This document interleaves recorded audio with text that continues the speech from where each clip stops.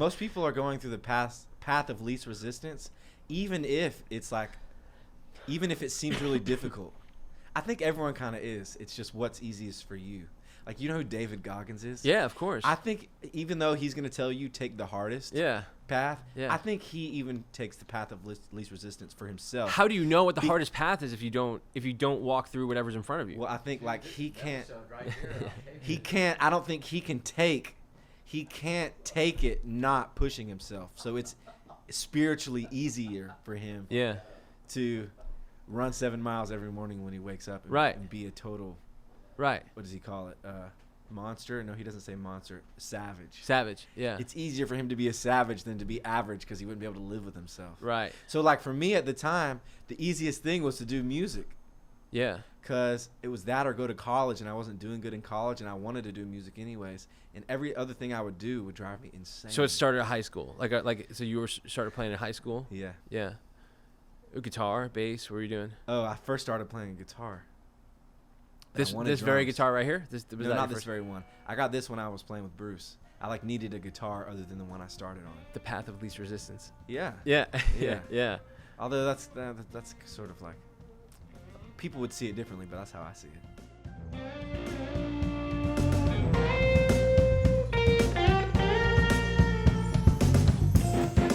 How did I get here? What's up, everyone? Welcome to another episode of The Groove Within. My name is Chris P. And I'm joined today with a very special guest in New York City by way of Atlanta, Mr. Tyler Neal. How are you, man? I'm good. Right on, brother. Right on. Thank you for being here. You got a show tonight at the Bitter End, 11 to 1. That's right. What I love about what you're doing here is that you are bringing the Southern Rock Jam session to New York City in a way where we don't really have a lot of that here. Yeah. So you don't get a proper show from 11 p.m. to 1 a.m. At a cool club to hang and have a good time. Yeah, I wouldn't know that, but that's what I've heard too. Like here, it's okay. You bring X amount of people. You play for 75 minutes, maybe 65 minutes, 45 minutes, something like that. Pay at the door. It's just like a weird ecosystem of like live show that I've never personally liked, which is why like when you come here to New York, you're doing 11 to 1. Like it's just kind of like a hang. We're all having a good time. That's a cool way to do it. That's what I'm used to. It's cool, man. And that so obviously we were talking a second ago. Like so you came up around high school playing, and were you doing gigs right away? Or? Well, okay. So to clarify, I always wanted to play. I always was enthralled by music. So like there's this story of someone in my family is watching Cops, and I'm like 2 years old, and that song comes on. It's like a reggae thing. Bad boys. And apparently I ran in from another room, and I get my face right up to the TV screen, and I start dancing. Really? And I've always loved music, so I always wanted to play. But then I got my first guitar in like 6th grade, and I wanted drums, but they were like, hell no, you ain't getting drums. But so I used my big brother powers of manipulation and got my younger brother to ask for a drum set, which he played for a little while, but I really ended up playing it a lot too. Yeah. And I still have that drum set. But so it How was the guitar presented to you? Was it a gift, or was it something you had to work for? Or it was birthday. Me too. I got my first bass on my 13th birthday. Yeah. Yeah. I think I was 11. Yeah. It was like middle school. Yeah. Like 6th grade. That's why you're better than me, 'cause you got 2 years on me. Yeah, no. That's cool, man. Yeah. So did you get like obsessed with it immediately, or did it sit there for a while? I was obsessed with how music made me feel. But I think I didn't have. I think a lot of people might not understand the levels of ignorance that people can have for certain things. Like I didn't know anything about music, but I was hearing a lot of things, and it took me years. It's taken me years and years to be able to connect dots of things I was hearing, because there was just no information. There was no one. I mean, there wasn't really Google. Yeah. Like at the time, like. Or at least not the way it is right now. Yeah. Where you can like Google everything, and there's YouTube University, as people say. Yeah. So like, there was things I wanted to learn how to play, but I just couldn't, and there was no way I was gonna learn it. Yeah. So I wasn't really obsessed. I was obsessed with playing, but and I was obsessed with how music made me feel, but. So how did you connect the dots? Yeah. Did you start getting lessons, or did you start? I got a few guitar lessons, and the guy's name was like Tommy. He was this like rocker dude. Shout out Tommy. Yeah, wherever you are. I don't remember his last name, but he showed me like the song Black Dog, Led Zeppelin. Yeah. And yeah.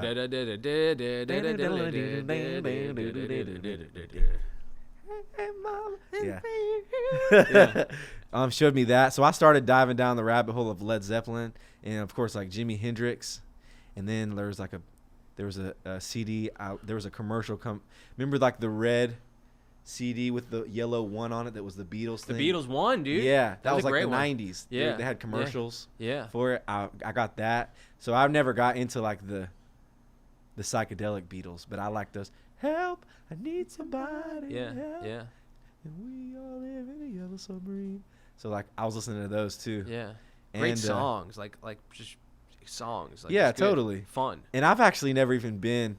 I'm just now kind of turning the corner of being like liking the Beatles. Did you watch that documentary? Which one? The one on Disney that came out a couple years ago. Oh, I started watching it. That was pretty heavy. That's like, there's some I really moments liked in that. there. Yeah, there's some sad moments in there because it's like, you know, them breaking up. See it dissolving. Yeah, that's a great. Yeah, I kind of made like a joking post that a bunch of people got like. There was just some joke. You know how posts go. Yeah.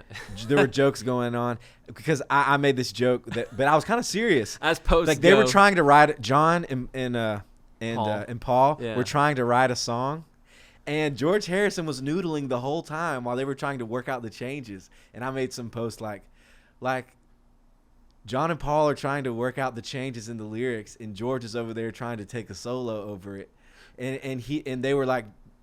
George, chill out, and he got all butthurt, and I was like, no, they're right. Don't noodle while they're trying to work out the chords. That was the problem. That was what was breaking them up. Was that like they had this father figure that I think kept everything in check for them that had then left, and then big brothers don't necessarily make great fathers. Yeah, you know. Yeah, and a bunch of people got mad at me. They were like, "Oh, but George is so great." I'm like, I'm not saying he wasn't. I mean, great. to be fair, he was showing them like everything from like, you know, This Too Shall Pass, or, you know, or like he was. Oh, of course he was great. Yeah, but like it just reminded me of the feeling of like being in a rehearsal or like trying to work out some chord changes, and dude is over there soloing. It's like, dude, Noodle stop. Man playing the Stop. instrument. Yeah, man. Like, yeah, I know that. I think my uncle one time told me that, you know, George was trying to he always wanted to be like Clapton and like respond. I actually don't know if this is even true. They were talking about in the documentary. No, there's a big But he wanted to be like Clapton and yeah. like respond as the guitarist to like the songs and stuff. Yeah. Like like My Guitar Gently Weeps, like that solo and all. Yeah, it's like, and he has his great moments Yeah. in the ones. And I love like something. Yeah, Something in the Way. And which is Harrison. That's a George song, yeah. Which I love that song. Yeah. But like I forget what song he exemplified it to me for, but anyhow. Yeah. Yeah, George. So was your uncle musical? Like, did you have a musical family? No, not really. But I actually have. My two uncles were probably the most musical. My family is not very musical. Although one of my uncles, he did music a lot, like on his upcoming. But then he kind of went more into photography. So when did the switch? He showed me my first drum set. Oh, that's cool. And then my other uncle, he'll break out into song at any time, and he has a guitar, and he gave me an amp. But I wouldn't say it's not a musical family. When did you make the switch from like, okay, I'm getting lessons from Tommy, or, you know, like, were you in a band early on? Was it you and your brother playing gigs, or did you play gigs? I was playing in my room. It wasn't very encouraged in like the culture that I grew up in. It was kind of more of like a modest. It was like a modern working type of culture where it's like, chill out with the guitar. Like that's a dead end trap. That was the vibe. And like, you know, my mom would always be like, follow your dreams, like any great mom does. Yeah. But there was nothing like tangible about it. So I kind of figured out my own way. And it really was when I met Yonrico Scott that when that started to take on a journey of like, oh, okay, this can actually be a thing. And how did that happen? I was working out at my aunt's I was working at my aunt's gym. She owned a gym, and she introduced us. And I remember we were standing by the leg press machine. I'll never forget the moment. And I was like, it was like, it took me a lot of courage to ask this question. Like, so do you think I could, like, is it possible? Like, could I play music? He was like, yes, of course you could. Wow. And that was like, I will never forget that moment. That was like the whole door opened. Yeah. And like all my dreams came true right there in a microcosm. Wow. Yeah. Just someone telling me that it was possible. Yeah. Because like my mom, of course, she told me it was possible, but it wasn't like, I didn't feel like there was, you know, like when your mom tells you your you're mom amazing. was giving you like a little pat on the back. She wasn't like opening the door to the future. Exactly. Yeah. Exactly. Which, you know, maybe she just didn't have the ability to, like, you know, someone like that, like you. And that's what I mean by like like people understanding ignorance. Yeah. Like when you grow up around people that don't think something's possible, and they can't conceive of conceiving of it. Like that's when there's no way to know. And how old were you when this happened? When what happened? When the you Yonrico thing? Yeah. 18, 19. And then what happened after that? Did you just start playing? Well, I was in college, and I was already playing. I had like my little buddies that we jammed, and we would go to the open mic night every like Wednesday night or something. What were you So playing? We were playing all the time. I was playing guitar and I was playing drums. Like rock, jam rock, like Hendrix, Like Led Zeppelin? blues. Like, Okay. Well, we were playing like a couple B.B. King songs, and we were playing like John Mayer songs, and we were playing like I'm not ashamed. Dude, no. Yeah. And some Jack Johnson songs. Yeah. And of course, like some Led Zeppelin and Jimi Hendrix songs. But that's when I was really starting to get into like blues and stuff. Yeah. And there was like some Allman Brothers songs in there. Right. And a lot of stuff that I knew wasn't really accessible to me still though. And so like I knew like some Johnny Cash songs and some Willie Nelson songs. Yeah. But it was really hard for me to learn songs still because I didn't understand music at all. And were you in the front? Were you front and center of those? No. things? So what usually happened was I was naturally a decent drummer. At least according to my standards now that I've met all these world-class drummers. Yeah. At the time, I was like, I'm the only good drummer that I knew. Yeah.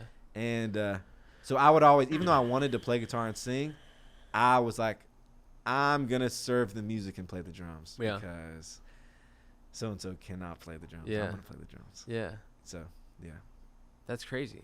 So you were doing those gigs, the open mic gigs, and then all the meanwhile staying in touch with Yonrico, or like? Yeah, we were like checking in, and like he was mentoring me. Yeah. And we were doing drum lessons. Yeah. So we would, every month or so we would do a lesson. Yeah. I think we did like 8 or 10 lessons. And you were just picking up from him, just life, everything, every single thing. He opened the door, so he opened that door, that little world of ignorance that I had where. There was no way I knew what I didn't know about music. I just knew I loved it. And I was like totally obsessed with how it made me feel and just the whole experience of music. And so he started introducing me to what music is. Not just like you turn on a CD or turn on the radio and you hear that song, but like he started showing me like genre and rhythms and like some of the greats. Yeah. Like he took it from like it turned into a fine art at that point. Yeah. And not just like a song that you like on the radio. Yeah. And so what I like to say, he introduced me to the DNA of music. Yeah. And like rhythm and style and form. Groove, yeah. And groove. Yeah. So like our lessons, basically we learned drum beats in different genres. That sums up in a couple words what we started learning. So right away, first lesson, we start learning. I think we learned a couple rudiments. I didn't know what that was. But then we started learning a shuffle. And then we started learning, a one drop. And then we started learning samba, bossa nova, and then variations of those grooves. So before I just thought it was like there's a song and everyone writes a part. And so like that's the way music was organized in my mind. But then I started to realize, there's different genres and the rhythm is paramount in each genre. It's fundamental. Like music is predicated on the rhythm because I was thinking about it from the drums. Yeah. So like I was like, okay, blues is a style. Yeah. And there's 3 or 4 drum beats. They're all a variation of the same drum beat. And that's how you learn that drum beat and you build from that. Yeah. And so then like jazz is a style too. It's close to blues, but it's not quite the same. Yeah. It swings a little different, although there is like blues swings. Right. But jazz like really swings. Like that's the focus of it. Yeah. And then like you know, like Brazilian music, you gotta know your samba, you gotta know your bossa nova, and everything kind of comes out of that. Yeah. So I kind of think about it like Yonrico showed me the DNA of music. Yeah. And he started showing me what I was hearing. Yeah. And other things to listen to. Yeah. Like he started giving me like some of his CDs and albums that he played on. Yeah. And his own CDs. Like he gave me like a Derek Trucks Band CD, and he gave me his new CD, which was called Be in My World. Yeah. And that's also, so I grew up playing in church, but like I didn't understand like genres. I didn't know the difference between like what they now call CCM and then like what's gospel music. What's CCM? I mean, it's basically like CCM is white Christian music and gospel is basically black Christian music. Yeah. So I didn't understand. Like even like, you know, you would hear gosh, I'm drawing a blank right now. Kirk Franklin. Yeah. You're hearing makes me wanna. Yeah, or Andre stomp. Crouch or something like that. Yeah. Like there was like these big songs that would cross over. Yeah. But I didn't understand. Oh, I see. I wasn't understanding genre and stuff yet. Yeah. For instance, like I knew who Ray Charles was. Right. Like there was always that CD around Ray Charles where he did the duets. Oh, it wasn't he did like Ray sings and Basie swings. Or no. But he did duets. Like he did like a Norah Jones, I think, duet. Oh, and, recently he did it was like in the 2000s. Yeah. And then he did like the Stevie Wonder song, which one is it? Heaven Help Us All. Okay. So and I always knew that Ray Charles sang our state song, Georgia on My Mind. Yeah. I always thought it was so cool. Yeah. I thought we were a little better. I had a little chip on my shoulder about Yeah. Georgia because Ray Charles sang our state song. Mm-hmm. But like, see, I didn't know that was gospel.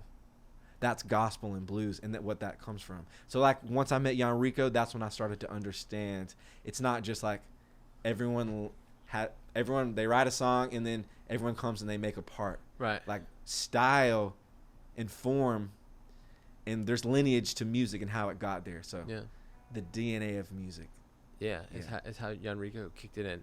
And then where in the equation did Colonel Bruce come into your life? He came in a few years later once I started studying at Kennesaw State. Okay. Where's that, in Georgia? In Georgia. Yeah. That's like outside of Atlanta. Right.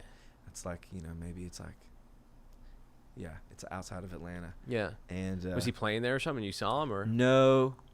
So okay. I got into the music program at KSU. I was studying Spanish. Yeah. Spanish education. Yeah. And I didn't really want to, but it was just like I grew up speaking Spanish and was good at it. Yeah. And I really loved it. Yeah. And so it was like the closest thing. It was the next best thing. It was like my compromise with my dream. Yeah. Because I still wasn't ready to take that full jump in my heart. What do you think that was? What do you think what was? That was preventing you from taking that leap? The pressure. Yeah. From family. Yeah, the upbringing of society. like. Yeah. Did your parents ever tell you to have a plan B? Like, did they know? Oh, everyone tells you that. Absolutely. Like my parents really encouraged it, but I hated it. Me too. I don't believe in plan Bs. I agree. And there's that Jim Carrey quote where he's like, "My dad wanted to be an entertainer, but he compromised and he became an accountant, and then he lost his job, and we were broke for several years." Wow. So he says the moral of his story is, your plan B can fail, so you might as well do what you love.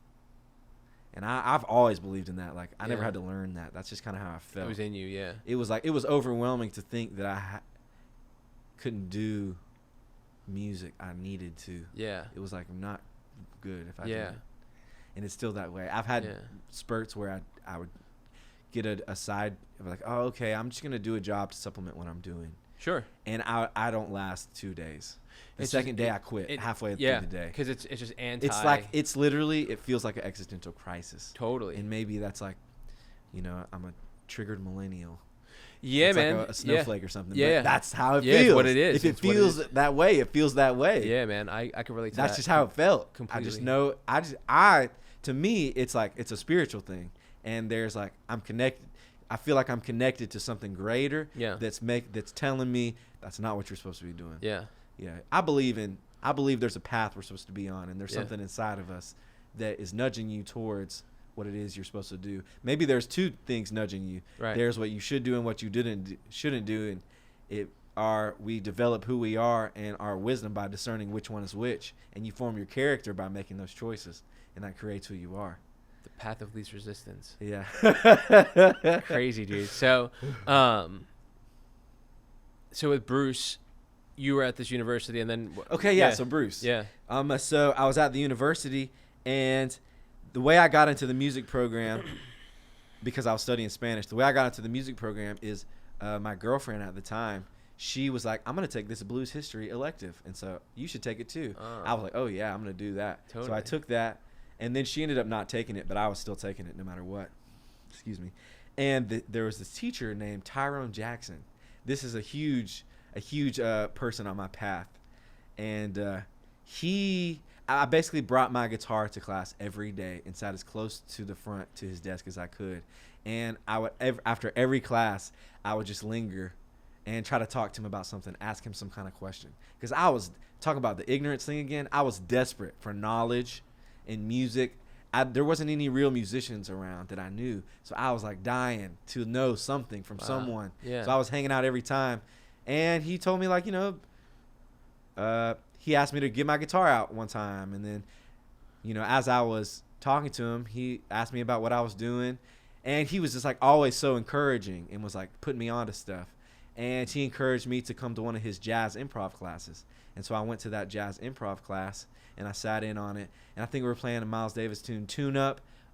And everyone in the room was just like taking a pass on the solo. Yeah. And I took a pass, and surely it was terrible. Like, I was not playing. I didn't know what changes were. Yeah. But, like, he let me do it, which was, like, so huge. Changed my life. Yeah. Because, even, like, no other teacher in the jazz program would even let me play. Yeah. Hardly at all. Yeah. And if they would, it would be like, all right, stop. But, like, Tyrone let me play. Yeah. And he knew what was going on, but he didn't. What benefit was there to stopping you? Right? I just think that a lot of times in a lot of the jazz circles there's a deep end of the pool, and I understand why it's there because it is a fine art and you got to know what it is. Yeah. But sometimes it's I don't know. Sometimes it's a little too much. Yeah.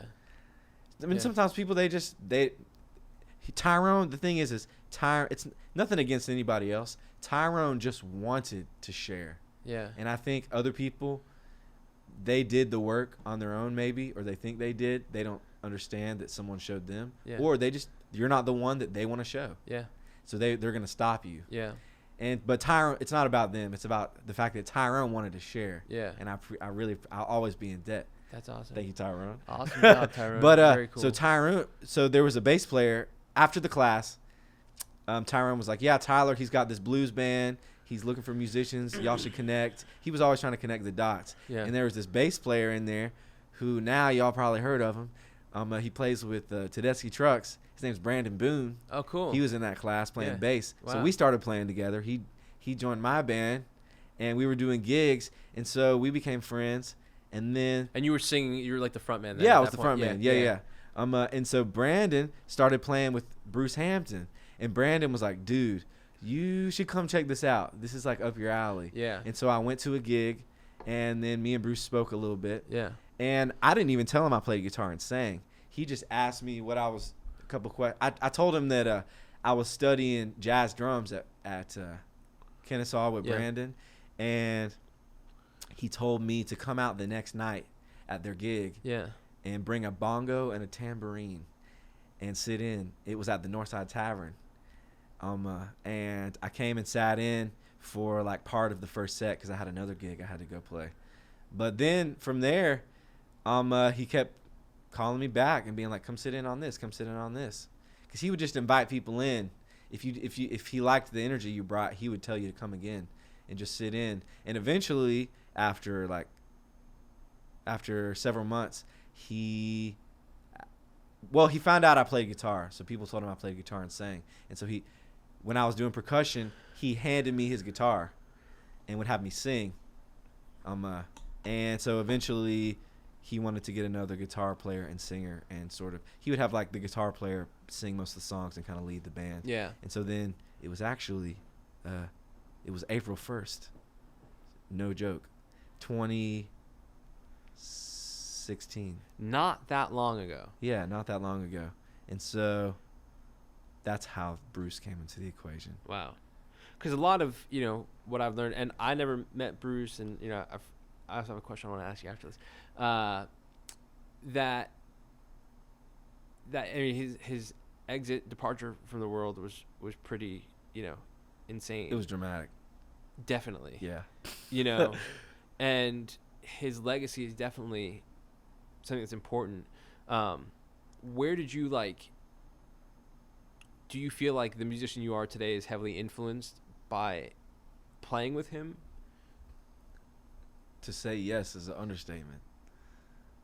Because music's not just about the knowledge. It's about who you are.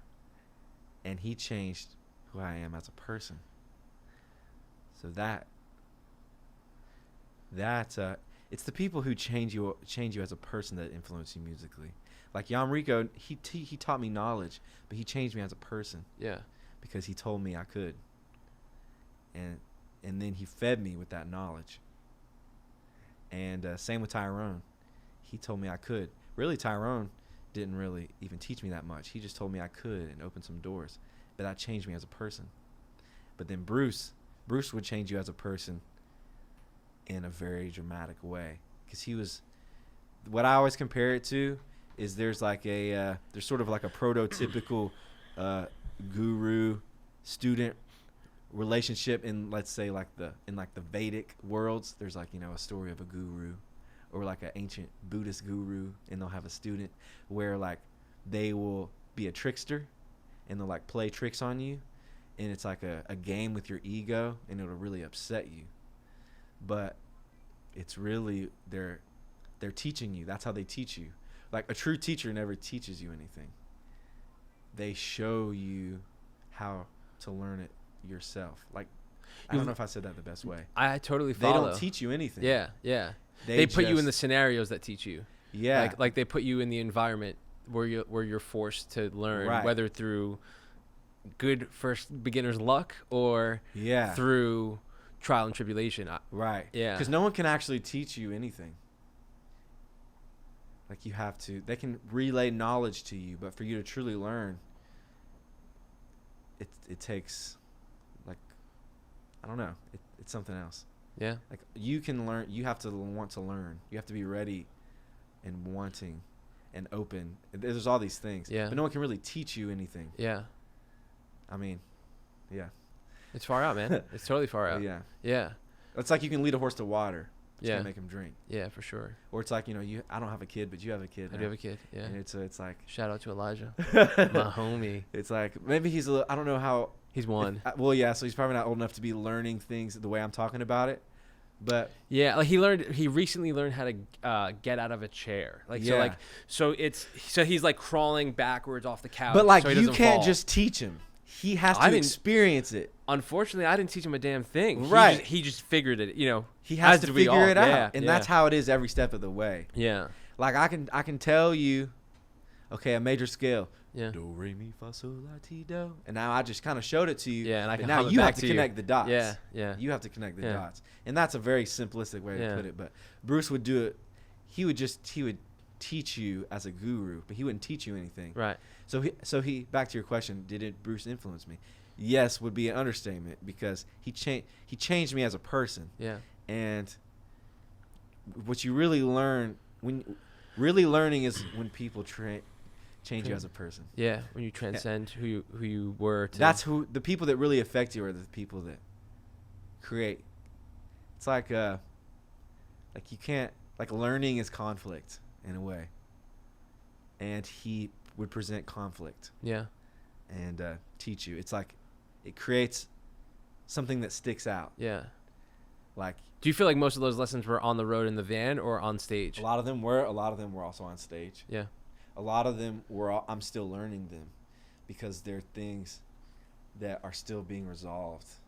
Maybe things that I don't remember happening, but something's gonna happen. I'm gonna be at a truck stop one day in Kansas, and something's gonna happen, and I'm gonna remember something he said in the van and how it lined up perfectly with the scenario. Because he would always spout these like esoteric phrases, and you wouldn't even know what he was talking about. But then later on, it would make sense, and it would just blow your mind. It would it would mess you up. Yeah. You're like, oh my God. Yeah. One of my favorite things about watching you play is your feet stay on the ground the whole time, but it's clear that you've left. You're in a transcendent space when you're playing. And I don't always feel that way, but yeah. Well, that's what comes across. Yeah. You know, some guys that we talk to are these like virtuosos, scale, brilliant minds. Others are great songwriters, and I think that you're a really special spaces in that songwriting and performance place. Obviously, you're a great musician and guitar player, but do you remember always being that comfortable getting lost in music? Do you even feel like you get lost in it? I don't know. Yeah. I mean, yeah. Yeah. But I think everyone thinks they get lost in music. Yeah. So yeah. I don't know, who am I to say? Yeah, for sure. But yeah, I definitely feel lost in it sometimes. Yeah. But I mean, I don't know. I want to feel found in it. I don't want to feel lost in it. 'Cause like seen? No, like I know what you mean by feel lost in it. It's yeah, like you're encompassed in it. Yeah. But I would say I would say the same thing. I like when I feel found in music, and that's like the same thing. Yeah. Like I see what you're saying. Yeah, like purpose. Yeah. Like yeah. I'm where I'm supposed to be. Yeah. And this is the moment we're People in a room vibing. You're the band leader. Shit's going off. It's like it's a good night. I guess I mean that in that philosophical way. Yeah. That's another thing Bruce would do. He would always reverse phrases. I mean, I'm hearing and it I now. learned that he changed who I am as a person. Yeah. Like, I think about things that way now. I don't know if I did that before. Yeah. But like he would say, sting like a butterfly, float like a bee. Yeah. But if you think about it, to me, it kind of makes sense. Yeah. Like, because maybe like we're in a musical context and he says something like that. Yeah. Sting like a butterfly, float like a bee. Yeah. It's like he reversed it. Yeah. Yeah, but if you sting like a butterfly, you're almost like it's like he's it's gentle. It's gentle. But then float like a bee is with purpose. It may be, yeah. So it's like, you know what I mean? There's the stuff is everywhere. You it's just have cool. to reach out and grab it. Yeah. What a trip, man. Well, you're here now, and you've been on this journey, and you're releasing new music. You've put out recently a single, and you have one coming out. Mm-hmm. G in Georgia. Mm-hmm. Can we talk about that That's a little the next bit? one. Yeah, let's talk about it. Yeah. So initially, with Let the Spirit Take Over, that was a song where was it you and Yonrico that constructed it initially? That came out of my relationship with Yonrico.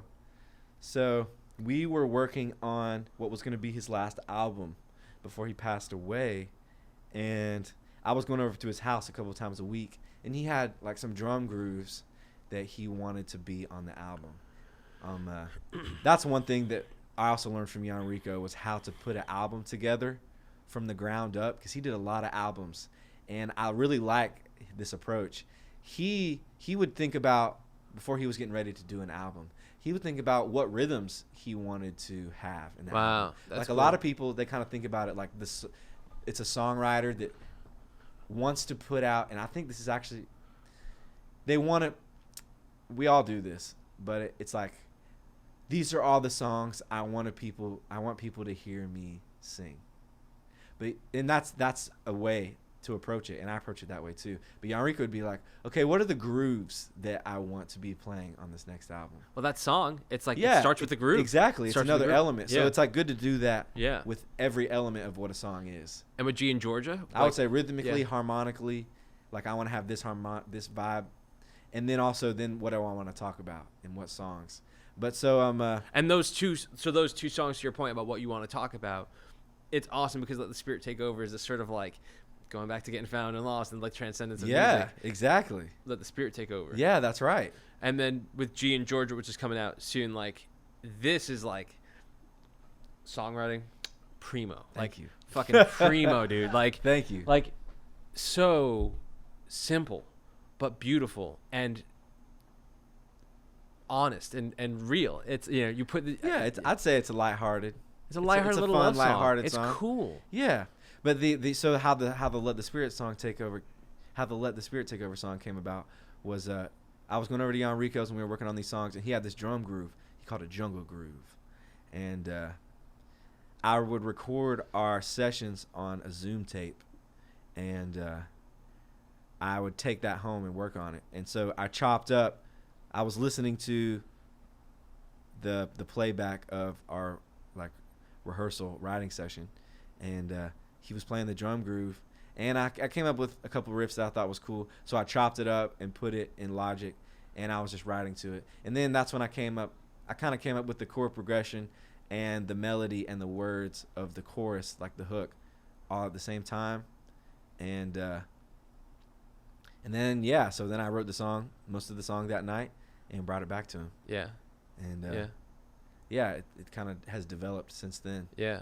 Even live, it's developing. I've been lucky enough to see you play. Yeah, a number of totally. I times, mean, like, that's what you want. That's kind of, to me, people have different standards. Yeah. Like, of songs. But to me, like, it's not really a song until it can take a shape of its own. Totally. So, like, that's the goal. If it can't do that, it's not really, I don't know. Maybe that's not always true. Yeah. But we have to listen and see for yourself. Yeah, that's right. Cool. Right on, man. Yeah. Well, I appreciate you being here and doing this, man. This has been an amazing I love this conversation. Yeah, this is awesome. I'd love if maybe we jam a little bit, if that's cool with you. All right, yeah. All right. A or B, what are you playing? B flat. Yeah. And then, of course, like, you might fill in. Yeah. Every, like, however many times, it'll just kind of fill it in. Okay. Yeah.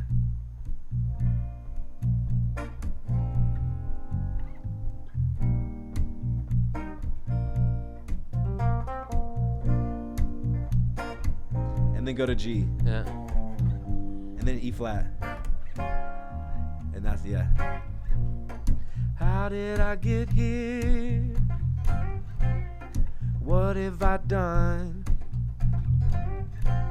I'm all alone now, with nowhere to run.